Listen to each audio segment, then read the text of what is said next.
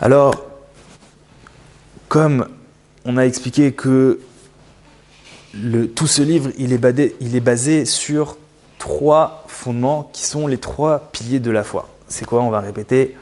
Le premier principe, le premier fondement de la foi, c'est que toutes les actions de ce monde, tout ce qui se passe dans ce monde, tout ce qui arrive dans le monde, un homme, que ce soit chez l'autre, dans la nature, une autre personne, elle vient, elle lui fait quelque chose, tout ce qui lui arrive, c'est la volonté d'Hachem. Hachem, il est et il crée tout ce qui a été, tout ce qui est et tout ce qui sera. C'est le premier fondement. Le deuxième fondement, c'est que tout ce que fait Hachem, donc absolument tout, est pour le bien. Tout ce que fait Hachem, il le fait pour le bien. Le plus haut nom qu'on connaît d'Hachem, c'est le tétragramme Yudke Vavke. Et ce tétragramme-là, qui est l'essence absolue d'Hachem, c'est un nom qui représente la miséricorde d'Hachem. C'est un nom de don. C'est un nom de miséricorde, un nom de don.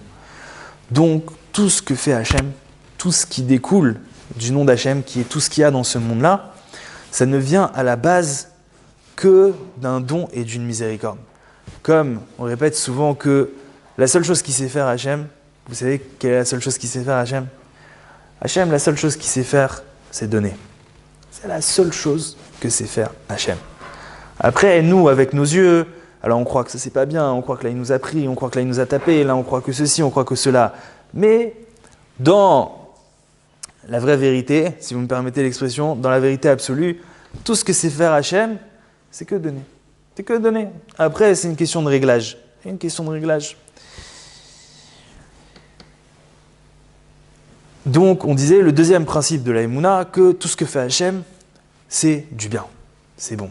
Et le troisième principe de la Emouna, c'est que dans tout ce qui nous arrive, donc dans tout ce que Hachem fait, et qui arrive jusqu'à nous, comme événement, il y a dedans un message qui nous est adressé. Il y a dedans un message qui nous est adressé pour pouvoir avancer, pour pouvoir évoluer, pour pouvoir grandir, pour pouvoir se construire. Donc, quand dans le couple, il va y avoir maintenant des tensions, voilà, là il y a une embrouille, quelle que soit la raison de l'embrouille, il va falloir passer par ces 3 étapes. La première étape, c'est de se dire, voilà, Hachem a voulu comme ça. Ça sert à rien de commencer à crier, ça sert à rien de commencer à s'énerver, ça sert à rien de commencer à pleurer. Hachem, il a voulu comme ça. Hachem a voulu comme ça. Et rentrer dans la deuxième étape, si Hachem a voulu comme ça, c'est du bien. C'est du bien. C'est-à-dire quoi? C'est du bien. C'est-à-dire que moi, je ne souffre pas de cet événement-là. Moi, je ne souffre pas de cet événement-là. Attention, c'est un niveau. Il faut prier pour ça. Il faut beaucoup demander à Hachem pour ça. Comme on a dit que c'est un des niveaux les plus difficiles à avoir, c'est de franchir ce cap-là. Demander à Hachem, voilà Hachem, donne-moi la Emouna, que si tu l'as fait, c'est pour mon bien. Donne-moi la chance de croire Hachem, que si tu me l'as fait, si tu m'as fait ça, c'est pour le bien. Que tu n'es pas méchant, que tu ne veux pas me martyriser, que tu n'es pas là pour me faire souffrir. Comme on a utilisé l'image plusieurs fois, que si déjà on voit un animal s'occuper de ses enfants, déjà on voit un animal, naturellement, une mère ou un père, quand il s'occupe de ses enfants, on voit qu'il les protège. On voit que si par exemple il y a un lion ou un chien qui vient comme ça embêter les enfants d'un autre chien ou d'un autre lion, alors naturellement, le papa lion, qu'est-ce qu'il fait? Il se lève, il va, il commence à grogner, à truc, il est prêt à se battre, et il est prêt même jusqu'à aller se tuer au combat pour ses enfants, pour protéger ses enfants. Est-ce que, à plus forte raison, Hachem, les Havdil, 1000 séparations, est-ce qu'à plus forte raison, Hachem, avec nous, chaque être humain et chaque juif, est-ce qu'il ne va pas, bien évidemment, faire le maximum qui est pour son bien? Il va essayer de le protéger au maximum, il va lui envoyer le minimum de souffrance qu'il peut lui envoyer, il va essayer de lui envoyer la réparation la plus douce qui puisse être, parce qu'on est sur Terre pour se réparer avant tout. Est-ce que, évidemment, que Hachem, il ne va pas essayer d'envoyer de la façon la plus gentille et la plus tendre et la plus douce possible le message de réparation? Donc, essayez et demander à Hachem qui nous donne la chance de vivre dans notre cœur que ce qui se passe, c'est pour le bien et c'est du bien. Et la troisième étape, étape finale, à laquelle on ne peut arriver que quand on a franchi la deuxième, c'est d'aller chercher maintenant, c'est quoi le message?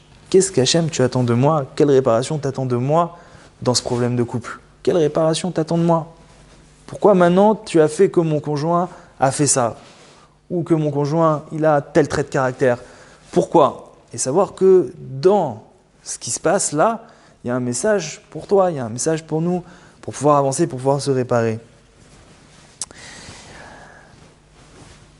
Un des premiers fondements qu'il y a quand on se marie pour pouvoir commencer à travailler, c'est de comprendre que, comme le Harizal il dit, la preuve que la personne avec qui tu es, c'est la bonne, ça veut dire que c'est pas la peine de commencer à se dire « Ah, peut-être je me suis trompé ». La preuve absolue,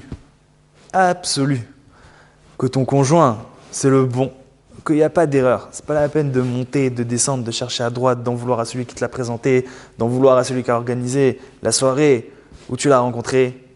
Bah, tu n'avais qu'à pas y aller. Le Harizal, il dit que si tu es passé sous la choupa avec une personne, c'est même pas la peine de commencer à discuter avec toi-même, c'est ton mazal. C'est ton mazal. C'est ton zivouk, c'est ton mazal, c'est elle. La discussion, elle sert à rien. En dehors du fait que, déjà en soi, n'importe quoi qui nous arrive dans la vie, c'est notre mazal. Ça veut dire quoi? Ça veut dire que c'est face à ça qu'Hachem il a voulu nous confronter. Mais dans le mariage, il faut savoir que voilà, ça sert à rien de se dire « Ah, peut-être si j'avais une autre comme ça ». Quels que soient les midotes, les traits de caractère de ton conjoint, quel que soit ce qu'il a à l'intérieur de lui, tu dois savoir que c'est le mieux qui puisse t'être arrivé.